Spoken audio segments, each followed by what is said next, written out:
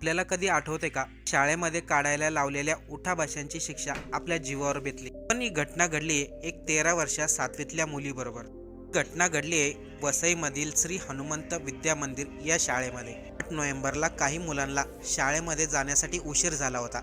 त्याच्यामध्येच एक होती अंशिका गौड. अंशिकाला शाळेमध्ये येण्यासाठी फक्त 10 मिनिटाचा उशीर झाला होता, म्हणून शिक्षकाने सर्व विद्यार्थ्यांना वर्गाच्या बाहेर काढलं, खांद्यावरती दप्तर घ्यायला लावलं आणि 100 उठाभाषा काढायला लावल्या. शिक्षकांनी शिक्षा दिली म्हणून अंशिकाने 100 उठाभाषा काढल्या, पण घरी गेल्यानंतर तिचे हात आणि पाठ प्रचंड दुखायला लागली. त्यामुळे अंशिकाच्या घरच्यांनी तिला ताबडतोब वसईमधील आस्था हॉस्पिटलमध्ये ॲडमिट केलं.